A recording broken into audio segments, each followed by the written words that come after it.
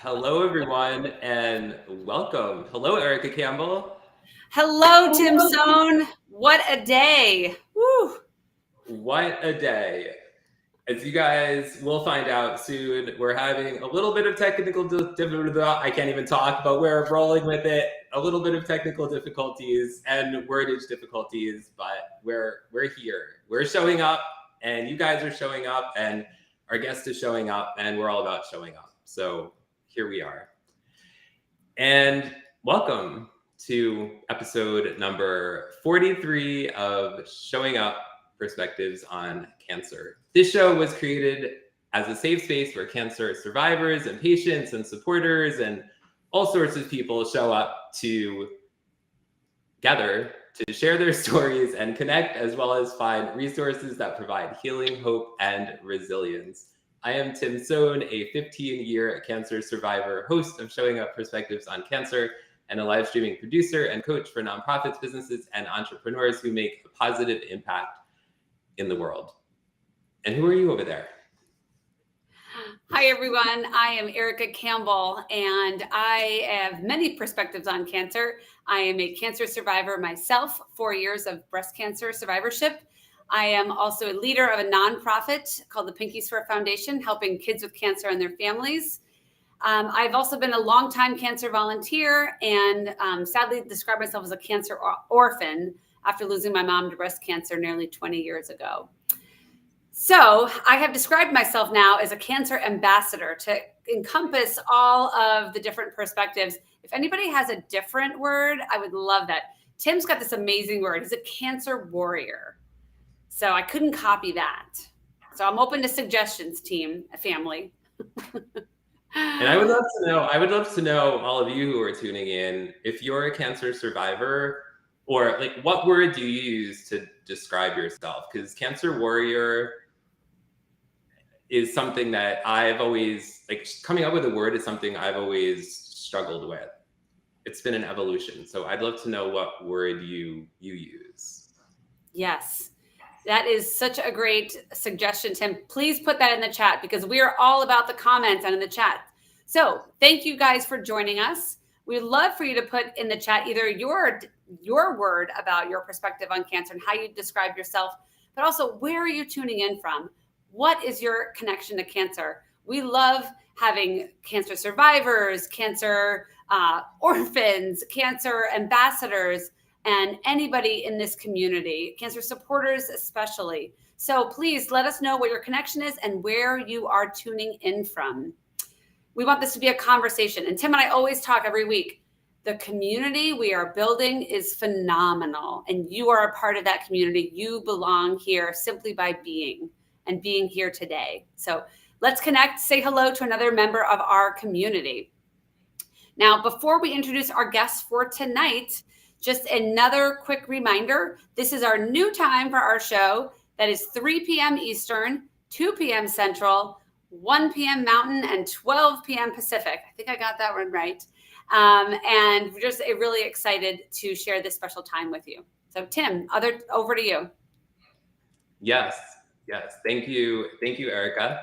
Next, a reminder that the first ever in-person Showing Up Perspectives on Cancer event is coming up on September 10th here in Pennsylvania, which is 7 plus 2 days away. Somebody can do the math. And free, thanks to our partnership with the Leukemia and Lymphoma Society, as well as the generosity of all of our sponsors, which are so many, including the Pinky Swear Foundation. So thank you, Erica Campbell. So grateful for Pinky Swear and there are so many sponsors. So grateful for all of that. There is still time to sign up until September 3rd, which is just a few days away to sign up. So you can go to perspectivesoncancer.com to sign up for free. Would love to see you there in person. Come share your story, come feel inspired, come connect with other people. And would love to see you there. Erica, before we announce our guest for tonight, we want to remind everyone who our guest is for next week. Erica, who is our guest for next week? Very excited. We are going to have on the show Mitch Marcheski. Mitch is the brother of Jane Marcheski. Jane auditioned for America's Got Talent, where she sang her beautiful original song, It's Okay.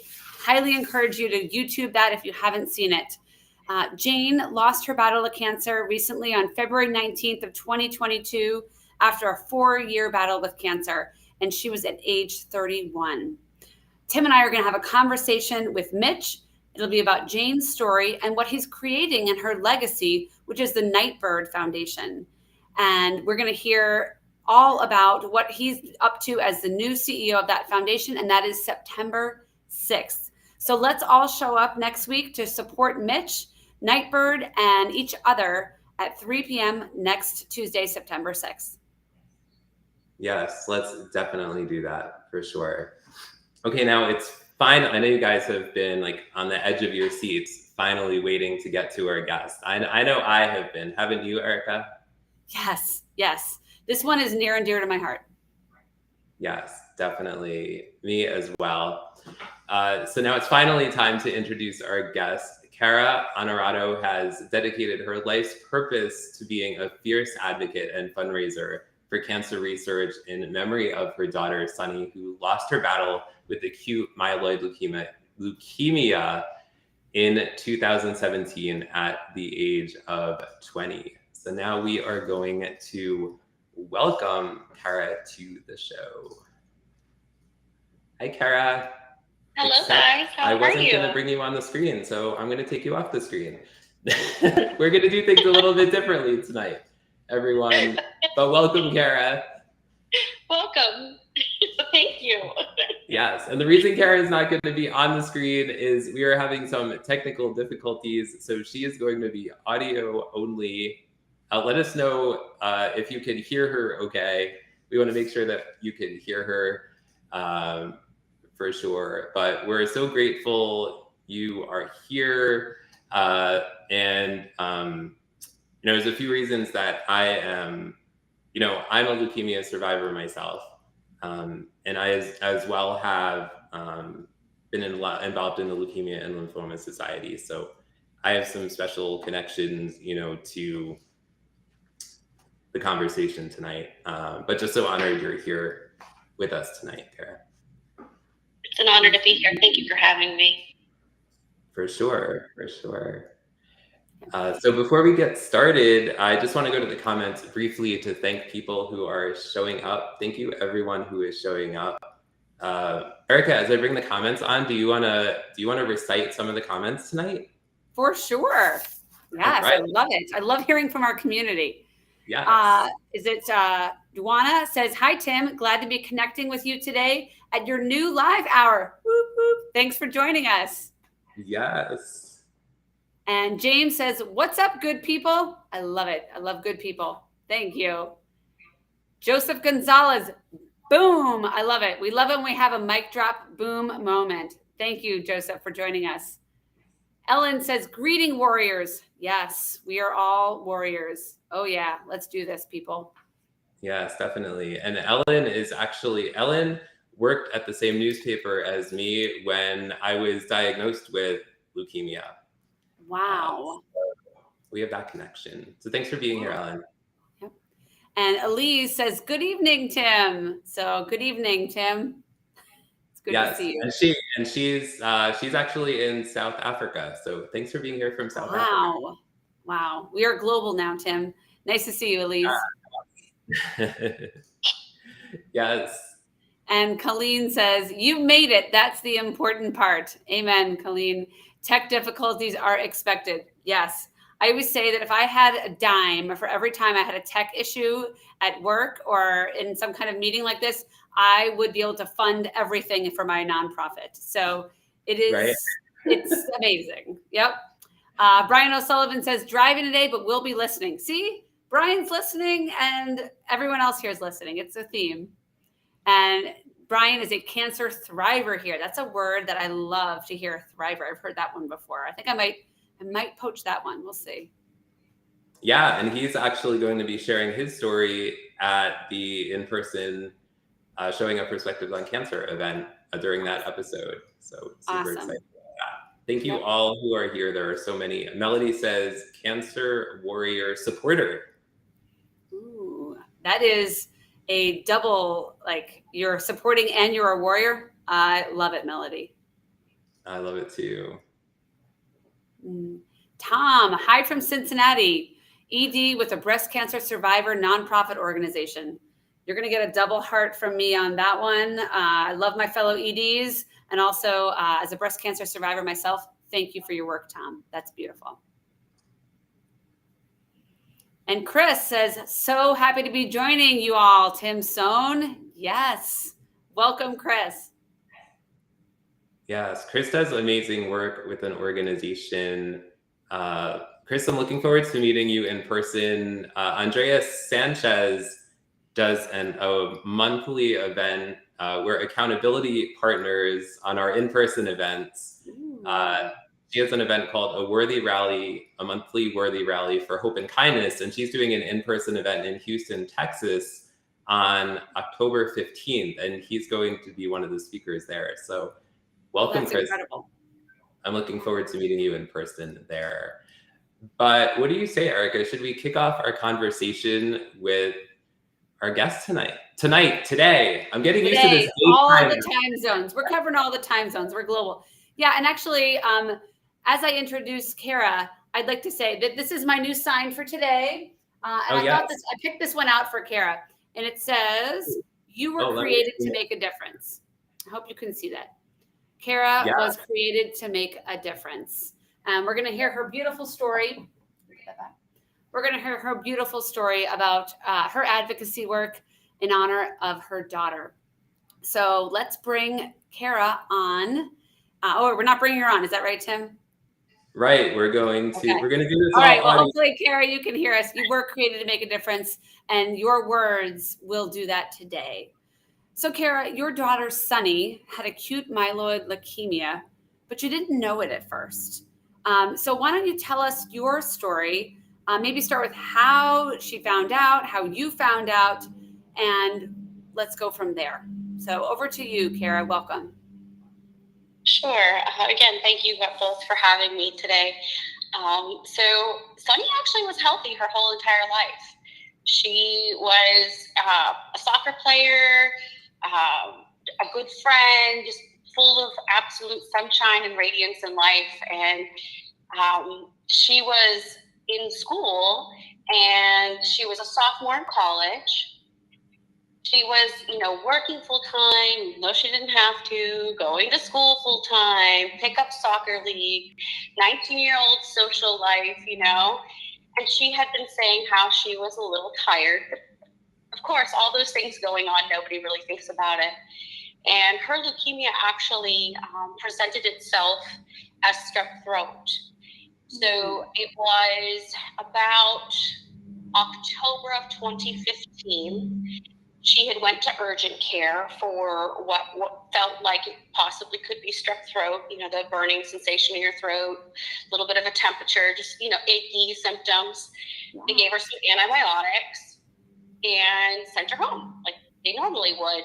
Only this time, those antibiotics didn't really have her feeling much better after the, second, third round like they normally would. She called me. She was telling me, she still wasn't feeling good. And I said, you probably should go see like a regular doctor, have them, maybe do some testing on you, see what's going on.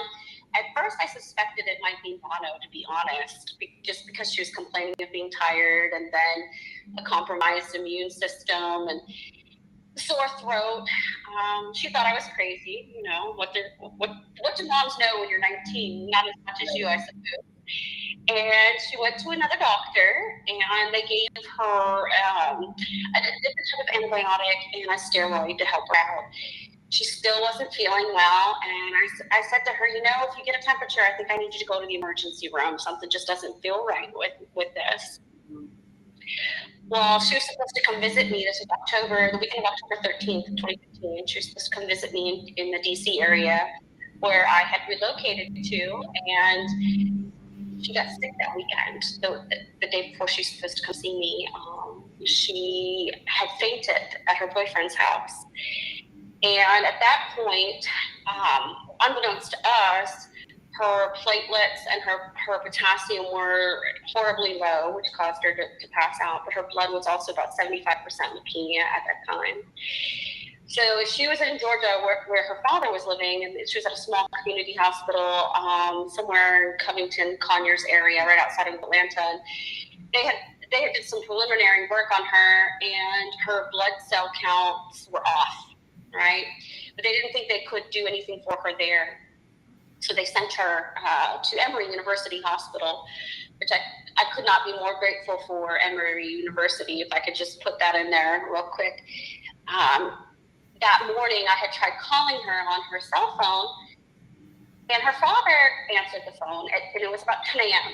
And if you know her dad worked tirelessly. He worked 60, 70, 80 hours. So for him to be answering her phone kind of threw me off, knowing that she had been ill. And I hadn't heard from her, in about 24 hours. And I could just tell in his voice something was off. And he was trying to keep himself together for her. And I asked him, and I don't know what made me ask this, but I said, do they think it's cancer? Do they think it's leukemia? And he goes, well, we're not quite sure yet. And so I just started asking questions that he could answer without alarming her. Asking specific numbers. What's her white blood cell count? And he told me it was over 100,000. And so I immediately knew that something serious was going on. And that's how we found out. It just kind of snuck up on us, right? We're just going along living life like normal, being excited to watch her enter her sophomore year of college. And then one day that wasn't what we were doing anymore. Wow. I'd like to give a testament out, Kara, to your mama bear instincts, because you were the one who kept asking for those additional tests. And so thank you for listening to your gut on that. Yeah, she was the main driver in all of it, telling me what's going on. And then afterwards, when she left the doctor the second time around, he had basically made her feel like a hypochondriac. He gave her some different antibiotics, told her she's fine. And she looked at her boyfriend that day when she was leaving, and she said, he didn't even test any of my blood. What if I have cancer? So, there is something to be said about physicians trusting that their patients know their own bodies. And there's something about us as patients being adamant about how we feel and not taking no for an answer. That the emergency room doctor told Sonny that if she would have waited any longer, she would have passed away that day. Wow. You have to listen to your gut. Yes. Yeah, that is really great advice. Tim. Yeah, I was just going to say that's something we talk about so much on this show, the importance of advocating for yourself and speaking up for yourself when it comes to doctors and hospitals and just your own healthcare. Mm-hmm. Yeah, I would say that I work in my work with a lot of moms and dads facing childhood cancer. And I would say more often than not, I hear the story where the mom or the dad has diagnosed their child before the physician. And they just knew. So, Kara, I understand what you're saying about that. You kept being persistent. And thank you for that reminder about advocacy and knowing your child the best and knowing your instincts. Yeah, definitely. Kara, so could you talk a little bit more about, what happened next with Sonny after that? Sure. So she spent initially the first 3 weeks in the hospital. She was literally fighting for her life. The strep throat had become so out of control because she had a compromised immune system that she couldn't really even eat or swallow. And so they were just trying to do comfort measures while at the same time trying to figure out what type of leukemia she had, if she had any genetic mutations, assemble a good team for her, right? Emory is wonderful at that, doing team-based care and bringing in a whole host of physicians to discuss the patient's treatment plan. And so really the first primary goal, in addition to all of that, was figuring out how to get her white blood cell count down to a manageable level. The physicians had told us that they don't like to start a chemotherapy regimen until the white blood cell count is under the 50,000 mark. So they did this procedure called leukapheresis, where they hooked her up to a machine. I don't know if you've ever donated platelets, but it's a pretty similar looking machine. They put it into an artery in your neck, and they pull your blood out. They run it through the machine. They clean it, taking out the white blood cells and then putting your blood back into your body. She had to have that procedure done twice, and then she started what's called an induction therapy, which is 2 different types of chemo at 2 different cadences throughout a 7 to 10 day time period. And, you know, in true Sonny fashion, she did everything on her own terms, you know, and she decided, you know, as she started to feel better during those first 3 weeks, and of course I wouldn't leave her side, which drove her nuts, you know, but I wasn't going anywhere, and I didn't care. I wanted to make sure she was going to be okay. But she looks at me like 2 or 3 days before she was actually discharged from the hospital. She goes, "Okay, Mama, you can leave now. I'm getting out of here in a couple of days, so it's all good. You can go." And she was, you know, and that's how she handled the entire 18 months that she literally battled cancer. And I like the term cancer warrior. I think that is appropriate because you are. It is a battle. It's not just one fight. It is a war. She never really achieved full remission, but she actually went through and had a bone marrow transplant. And this is how, I have to chuckle a little bit because knowing Sonny and her sense of humor and knowing how she likes to take charge of things, and she really had no choice. And both her father and I are type A personalities, you know, we're kind of bosses in our own lives. So she had no choice. So she decided she was going to do the bone marrow transplant, but she didn't want me to worry. So she made her father promise not to tell me until the process was done and she was waiting to see what happened. So he calls me and goes, "Please don't be mad at me." Which, you know, I mean, I was a little upset, but again, you know, and I think we'll touch on this a little bit later, is when you're caring for somebody who's at 19 faced with their own mortality, you kind of have to do things on their terms and not take things personally. And so after the bone marrow transplant, I went down to Atlanta again, spent another, you know, week or so in the hospital. But again, she said, I'm getting out of here. I'm getting out of here. And this is when I'm getting out of here. She never stayed past 3 weeks. She relapsed a couple of times during the process. She had pretty significant graft versus host disease, which graft versus host is when your body's literally rejecting the transplant. And it when you're getting a bone marrow transplant or a stem cell transplant, it permeates your body. So it's not just one organ, it's everywhere. So it can manifest itself in the craziest of ways. Wow. She had problems with the skin peeling on her hands and on her feet. She had problems with her kidneys for a little bit, or pancreas for a little bit.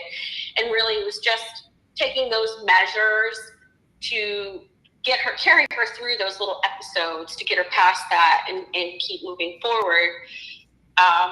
She then relapsed for the second time, and they started putting her in clinical trials. So throughout the whole thing, she was in 2 separate clinical trials. She went into it, was getting approved for a third one when she ended up passing away. But through the whole thing, she knew in her heart of hearts someday they would find a cure for her cancer and for cancer in general. Yeah, absolutely. Thank you That's for so sharing. beautiful. Yeah. She was a warrior.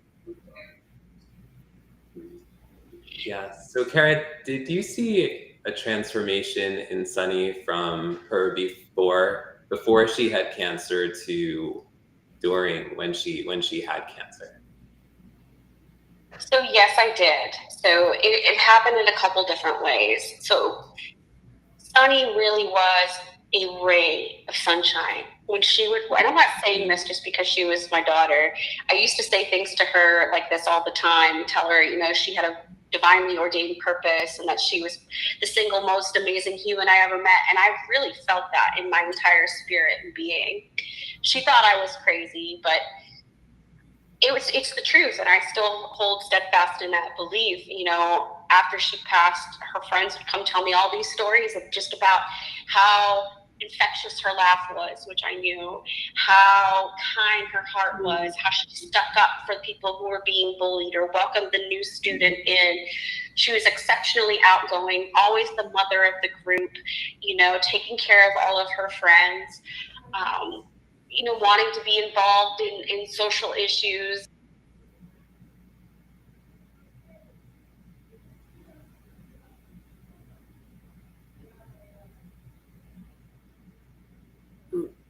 Tim, I can't hear Kara anymore.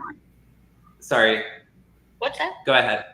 Oh, she was very uplifting, kind, and loving to everybody around her, and was positive influence on them. But in private, she didn't want people to feel sorry for her.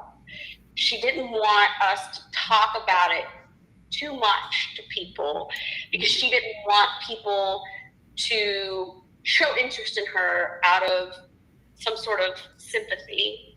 So she pulled back a lot from a lot of her friends, from her, you know, even me in some regards.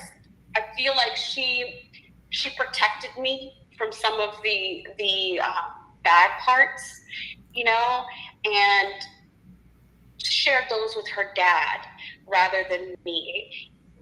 Where during normal times, I would be the one Sonny would come to with things she didn't want to tell her dad. So the dynamic kind of shifted a little bit, you know. But I think that's normal. You know, I've not had cancer myself, so who am I to say what somebody who's been diagnosed with cancer should feel like or how they should act? I always told her it's okay to be sad. It's okay to be angry. It's okay to have a bad day, but just don't stay in that space. This is one moment. You know, we'll get through it together and we'll take on the next moment together. And that's kind of how we handled it. That's beautiful. Yeah, I mean, I know I could hear that message today. This too shall pass, and these are just one moment. So thank you for sharing that. What do you think the ways that, you know, Sonny and other cancer patients can choose to manage their care and their outlook? Because I heard a lot in your story so far of Sonny choosing how she'd like her care to go. And what are your perspectives on that, Kara? Every diagnosis is unique, just like every person who receives the diagnosis is unique. I do believe that your outlook and your spirit and having a level of positivity does help you get through that. And I saw that with Sonny. You know, when she was having a particularly hard or difficult day, she might turn her mood opposite by helping somebody else, right? During those first few weeks while we were going through the initial diagnosis and figuring things out, and there was a young boy in the room next to us who barely ever had any visitors. He didn't have any gifts, and Sonny's room was just overflowing from the outpouring of love, right? She took that opportunity to share some of that love with that boy next door, right? To help decorate his room. Because your hospital room is literally like your place you're living for however long they're going to have you, right? And looking at sunshiny things like sunflowers and rain, things that brought Sonny joy, helped her navigate those difficult moments and gave her things to concentrate on. And then having a sense of faith, whatever that faith is, you know, faith or spirituality helped her, right? Those are the things that got her through. And us, her father and I, allowing her the space to have those bad moments and bad days. You know, it's a horrible reality to face your own mortality at any age, but then especially as a teenager when you should be thinking you have no mortality, right? So trying to give her other things to think about, and other ways to use what's happening to her to help herself and help others around her is how she chose to handle it. That's beautiful. I just want to go to sorry, Erica, go ahead. No, go ahead. I just wanted to show some of the comments. People are supporting you, showing some beautiful comments. Maria says, wow, so selfless, still thinking of others. Fraser says, love to you all. Ellen says, it is empowering to take charge of your care. Maria says, it varies from person to person. My aunt had so much fighting spirit with her. LinkedIn user says, what amazing strength. Let us know who you are. We love you, whoever you are. Yes. So thank you for all your supportive comments.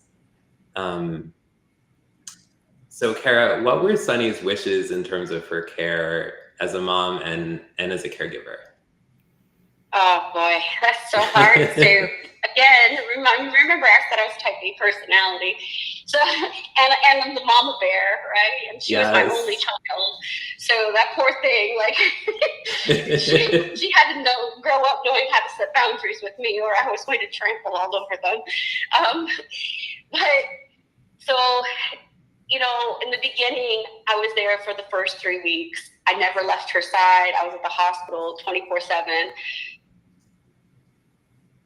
She got tired of me real quick. Let me just put that out there. She got tired of me real quick. You know, and I realized something in those moments, because as she's telling me to leave, my mommy heart was just crushed. I'm like, what do you mean leave? I'm not going anywhere. Like, I want to sell all my things in DC, go sleep on my girlfriend's floor that lives in Atlanta, and be next to you every single day like a crazy, annoying helicopter, right? Oh gosh, no, that would not have been. She probably would have locked me out of the hospital room.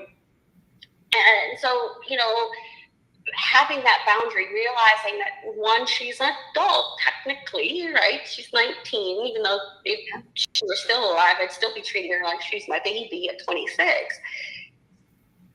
But the thing is, her life was out of control, literally, and she had nothing that she could do to control all of it. And so I realized in short order that this was not about me. It was not about me being a mom. It was about how I can be there in the way she needs me to be there. It killed me to go home. Are you kidding me? It killed me. But I did it. And, you know, sometimes she didn't want to be bothered. So I would just send her an inspirational message, send her a quote, a Bible passage, or if I saw something funny, because her and I, we loved a good Snapchat filter. So if there was something funny, we'd snap each other something crazy and stupid, you know, with an egg face, or, you know, it's just something dumb. Or she loved little babies. So if I saw a cute little picture of a baby, I would send it to her to brighten her day. Or puppies and little animals. She loved animals and sunflowers, those things, you know, just to let her know I was thinking of her in the least intrusive way I could possibly do it. And I think that's really key. You know, I've had a lot of friends and family members over the years who've had some sort of cancer. So I was already passionate about advocacy and research around cancer. But there's another component to that, being a caregiver. You know, you have to be there in the way they need you to be, no matter how much it breaks your heart. Yeah. That is so brave to make that switch from mom to caregiver and to respond to what she needs. I find that incredibly moving and incredibly brave. So thank you, Kara. Yeah. Well, thank you. Yeah. We also, just before you jumped in, Erica, we had a question from Ellen. She said, who were your main supports, Kara? Your main supports? Yeah, I have a very good had a very good support network in both my employer and in my friend groups.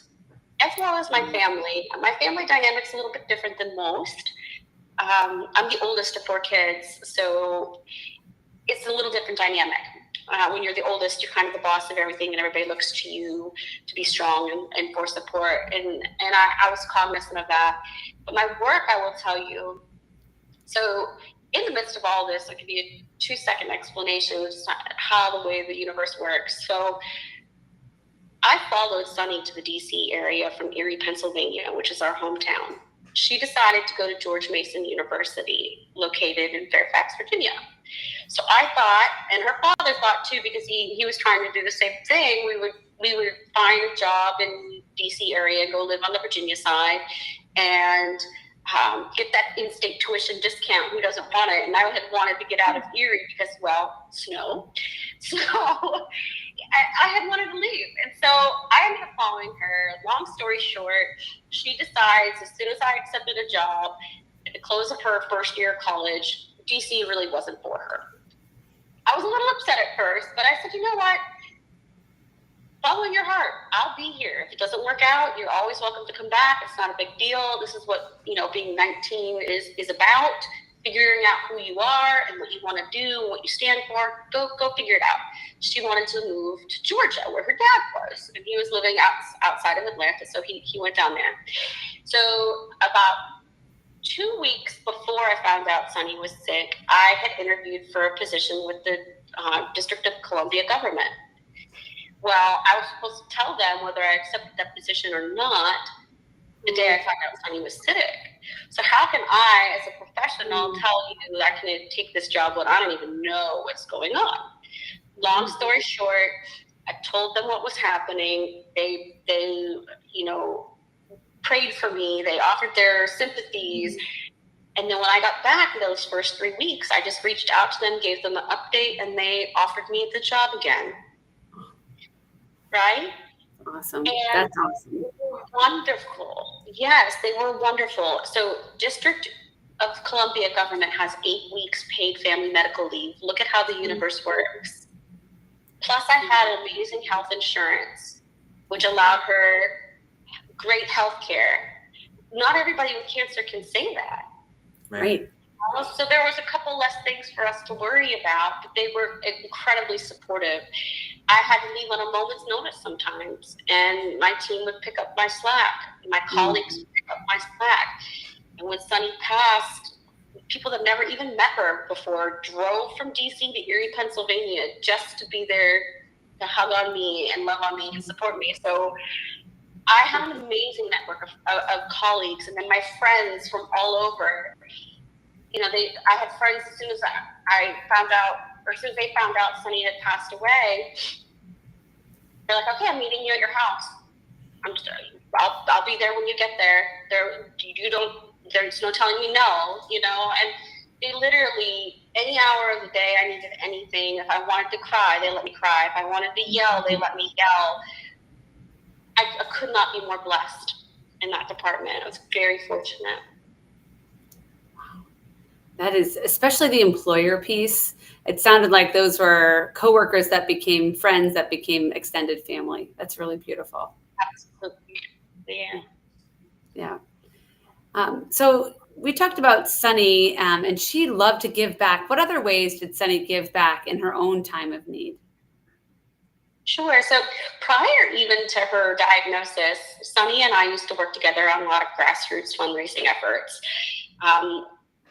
I believe I'm good at telling a story sometimes, and I love to help other people when they need something. So she would help me with benefits and fundraisers for fire victims, cancer patients, motorcycle accidents, the whole 9 yards. So she had this instilled drive of philanthropy and helping other people. Her junior year, I think it was, in high school, one of her favorite teachers was diagnosed with breast cancer. So her and her girlfriends arranged a fundraising event for the teacher. And at that moment, they brought in somebody to cut all the girls' hair so they could donate their hair, right?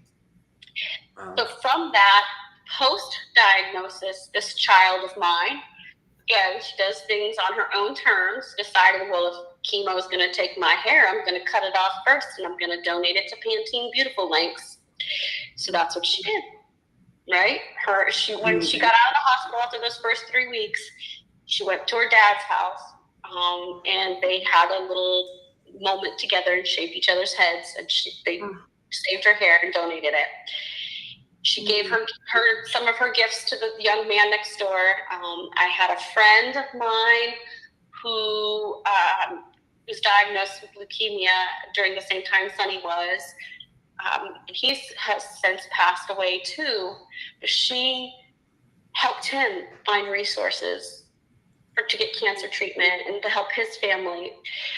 She really believed in LLS, the Leukemia Lymphoma Society, and so she developed 2 teams for Light the Night Walk during her treatment. One in our hometown of Erie, Pennsylvania, and then another one in Atlanta where she was getting her treatment as well. And, she was so excited. Like she was excited to be part of helping the problem, right? Mm-hmm. And she would always share ways to help cancer patients and little pieces of her journey along the way to help motivate and inspire. And it didn't even stop there. Like the one time we were in the hospital together, it was Valentine's Day. She wanted to cheer up everybody on the floor, so we went and put Valentines on everybody's door. Right? She was always looking for a way to help somebody else. Unbelievable. I'm always so humbled by stories like that of people who are in their own cancer diagnosis and are focusing out, helping others. And that's many ways. I mean, time, talent, and treasure that Sonny gave back. Gorgeous, beautiful story. Thank you, Kara. Yeah, definitely. And Ashok is here. He says, hair is from the heart. Aww, I love it. Yeah. And he says, stories are packages of empathy. Oh, beautiful. That's a mic drop moment. Stories are packages of empathy. Thank you for saying that. And Ashok is going to be at the in-person event in a few weeks. So looking forward to meeting him in a few weeks. Woohoo! Yes. Thanks for being here, Ashok. And thanks everyone for tuning in. We're here on Showing Up Perspectives on Cancer. Our guest, Kara, here is on audio. So if you're wondering where is our guest, she is on the phone, but you can hear her. And if you have any questions for her, please drop them in the chat, and she'll be happy to answer them for you. But Kara, how did Sonny react to the news about CAR T cell therapy, and how does it impact your motivation to fundraise and advocate? I know you're a fierce fundraiser and advocate. I love sharing this story because I think it gives hope. So during our first 3 weeks in the hospital, as Sonny started to feel better, we were watching television, and a commercial that came on with a young girl, I think she was a toddler, maybe 2 or 3-ish, I remember correctly, talking about how she had no evidence of disease after having CAR T cell therapy. That was the first day in 2 weeks that I saw Sonny's face light up with hope. She got so excited, and I share this story all the time because I think it's important. She looked at me and said, "Oh my gosh, Mama, I know if I could just live long enough, they're going to find a treatment that works for me." I hear that message in the back of my head every year when I think to myself, do I want to keep doing this? Should I keep doing this? Am I supposed to keep doing this? And the answer is absolutely yes. Absolutely yes. She believed in LLS and believed in finding cures for cancer. And I'm going to do everything I can until I breathe my last breath to help find a cure for even one type of cancer. Amen, Sonny. Amen. And thank you. So, I work supporting families with a child battling cancer. So I believe in the phrase that when a child gets cancer, the whole family gets cancer. What does that phrase mean to you, Kara? Oh, It's true, though. It is true. The whole family gets cancer because your life becomes engulfed around it, right? I didn't realize until many months after Sonny passed away just how traumatizing the phone ringing in the middle of the night was. And for the first time in 18 months, I could turn my phone off at night and not have to worry about what was going to be on the other end of it. You know, and that's minuscule compared to what she was going through, but it is like a roller coaster. One day you're extremely happy, you think everything is going well, the next day you get the worst news ever, right? It's nothing compared to what the patient is going through.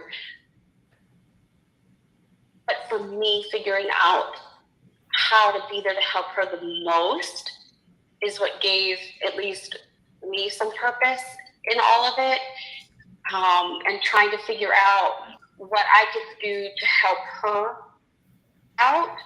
But definitely the whole family is impacted from time spent, resources spent. Like I said, we were very fortunate to have good insurance, but some of my other friends and family didn't have that same opportunity. And literally it meant their lifestyle, it meant how many cars they could drive, or if they could drive a car, it meant what type of food they could eat. You know, they had a lot of serious choices that they had to make. So receiving a cancer diagnosis permeates the entire family, and I would say even close friends as well. Yeah, it really seeps into all crevices of life and has transformational change. So thank you for sharing that perspective. What's your perspective, Erica, on that?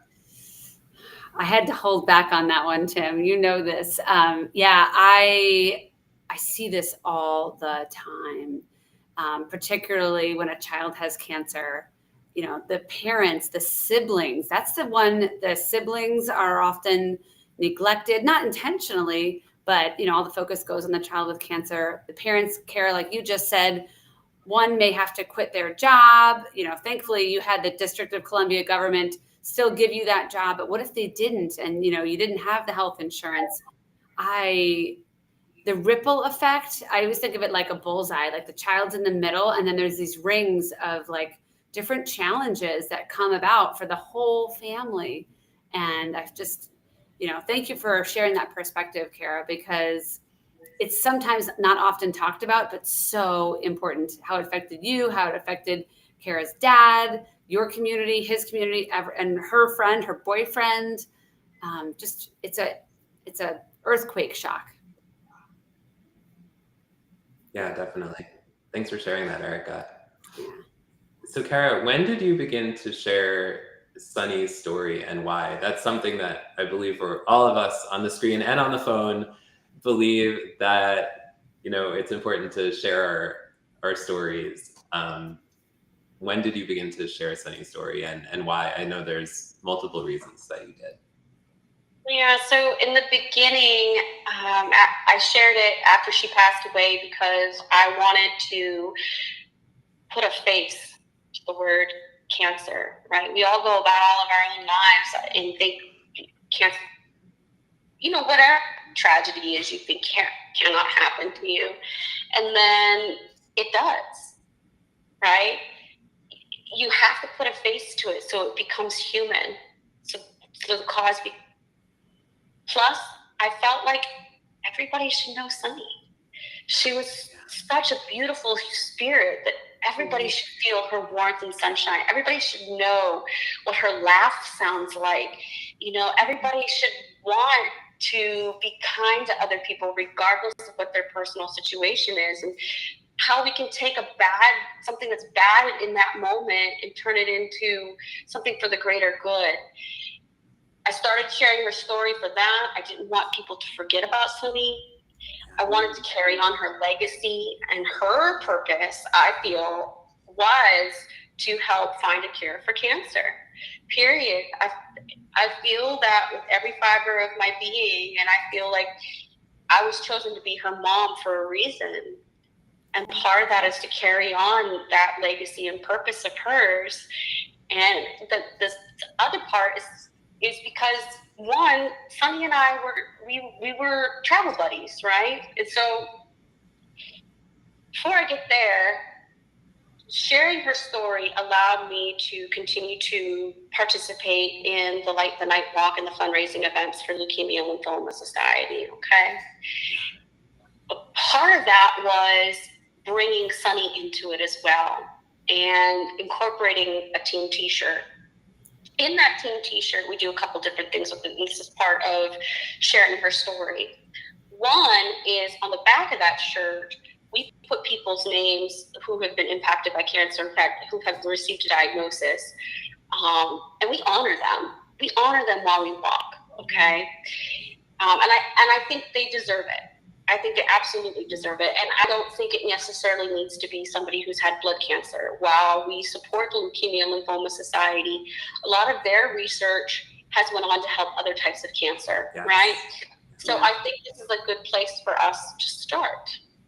And so we recognize people as we walk. On the front of the t-shirt is the team logo, which is a picture of Sonny's tattoo. Sonny had a sunflower tattoo on her side, and that's what we use. And I use it because, one, I want her to be part of it, and two, a secondary thing that we do with the t-shirt, which just makes me so excited, because like I said, Sonny was a traveler. She was my travel partner. They wear the shirt with her tattoo on it when they travel. So my little baby has been all over. She has been to Italy, to Vietnam, to Iceland, to just France, everywhere. She's been to Peru, to Nizza. She's just been everywhere. So a piece of her goes everywhere. And invariably, people always ask me what my shirt's about. So then that gives me an opportunity to talk about her and advocate in a way that's not very intrusive, right? Just having that conversation about it. Yeah, absolutely. And, you know, I think that is so great that people are coming up to you and talking to you about that t-shirt. So let me ask you this. I often hear that when a parent loses a child with cancer, people don't know what to say to them. So what is your perspective on what people should say or should not say when they are discussing your daughter or any child that has passed away? I think there becomes a point where that parent is having empathy in a way that they may have not had before, right? That's just everybody's worst nightmare, okay? And it's understandable that you're going to feel uncomfortable and not know what to say. Get it? Because before I lost Sonny, I was that awkward parent. Yeah. And I think in our humanness, we want to comfort, but then we don't really know what to say. And it's true. There's nothing you can say to a grieving parent that's going to bring their child back. The best advice I can give you is I'm going to give you advice for the parent as well as the child who may be experiencing cancer or your friends. One, for the parent, just tell them you're there if they need you. Check on them once in a while. You don't have to say much other than, how are you doing today? Or is there anything you need today? Share something light with them. I mean, not inappropriately light, but, something that's inspirational. It's okay to feel awkward, but, saying things like, I can't believe you're so strong, while true, when you're in that situation, you have no choice. You have to be strong. You cannot be weak. Otherwise, you let cancer win, and I refuse to do that. And I think if you have a friend or family member that is diagnosed with cancer, just tell them you're there in any way they need you, right? Just tell them you're there in any way they need you. Everybody takes it differently. So it's okay to feel awkward, but you don't really need to say a whole lot of words. Just express that you're there. Yeah. I think what I hear in that is just show up. Like the name of the show, just show up. Yeah. Exactly. So Kara, how do you live, and maybe you talked a little bit about this already, but how do you live Sonny's legacy today? I try to think about how she would handle things, even in my daily life, showing a smile to people, even when they didn't deserve it. Sonny that was beautiful at forgiving people, which was not always my strong suit in life, I'll be honest. I try to take a page from her on that one and show more empathy, be more sympathetic, and really just rally around people who are experiencing cancer, whether it's them or their family members or a friend somewhere. Advocating, there's more to it than even supporting your friend. There's other things you can do to support the community as a whole, right? And for her loving babies, it seemed natural to me to want to send gifts to the kids at the cancer center at Sibley Memorial, right? Because that's Sibley, in my neck of the woods. And, she loved the babies. So I try to find things that I think that she would be proud of to do. And just continue to share her story and let other people feel her love and her light. That's so beautiful, Kara. So beautiful. And shout out to Sibley Hospital. My children were born there, so I had babies there. Oh, okay. Yeah, thank you. It's not just, you mentioned babies. I was like, well, that's where my babies were born. Well, we like to close the show, Kara, with the question of what is your one word to describe your perspective on cancer? And I have a new one for this week. Tim, you're up next. But Kara, what's your one word that you could use? Oh, boy. There's a whole host of words I could use, but I think I'm going to close with the word that I started with, and that's hope. Mm-hmm. I think we all need to have hope. Without it, we lose. Cancer wins. So beautiful. That is a great one. Yeah. Tim, what's your word? I'm sticking with community. Tim's like holding strong here. What? What's that? Yeah. Actually, I'm going to change mine this week. Something you said earlier, Kara. My word is going to be individualistic, which I know is like kind of a bigger word, but you said something about everyone handles things differently and we get to respect that. And I thought that was really beautiful and brave of you. So that was my word this week, was individualistic. And just thank you for that perspective, Kara, and Sonny's perspective. Oh, thank you. Yeah. All right, Tim, I'm going to keep changing my word, but you get to keep yours if you'd like. Now I'm going to have to think, because I'm going to have to think more. And let us know, everyone who's watching, whether you're live now or on Tuesday at 4:02 p.m. Or you're on the replay, let us know what is your one word. This is tricky. One word perspective on cancer. Can they hyphenate it, Erica? Is that okay? Can they hyphenate? I'll let that one go for sure. That's a really good question. Please put that in the comments. I'd love to see it. Yeah. Kara, thank you so much for sharing Sonny's story and your perspective with us and our community. Thanks for showing up. We really appreciate it. Well, thank you for inviting me. It's been a pleasure to meet the both of you and the entire community. Thank you for your support. Yeah. Kara, you're a powerful ambassador, advocate, and brave, fierce mama bear. So thank you. Thank you, Erica. Definitely. All right. Well, Erica, this has been an incredible show. Yeah. I think. Yeah. The chat and the comments were blowing up, just really in support. And I think Kara is so eloquent and articulate and wise. I describe her as so grounded in the journey. To be able to speak like that of her daughter is an inspiration to us. And I think there's a lot of nuggets that each of us can probably take away from that conversation with Kara today. Definitely. And Mark Kageyama is a bit of a rebel. He says, one word, never quit. Oh, I'm going to allow that one because my personal motto, Mark, is never give up. I love it. Yes, definitely. before I keep going on the script, I just wanted to share something really quick, that there's somebody that I know who found out recently that he has cancer. So he recently did a post, and he shared that, so many people have been reaching out to him about cancer, and he appreciated that people were reaching out to him, but he really didn't want to keep talking about cancer, right? So he created this post and said, so he started this thing with his family, that they do this thing where they send selfies to each other. And so just to show support for each other, they just send selfies back and forth. So he started this with other people too. So I just think it's important to think that sometimes people don't always want to think about cancer or talk about cancer.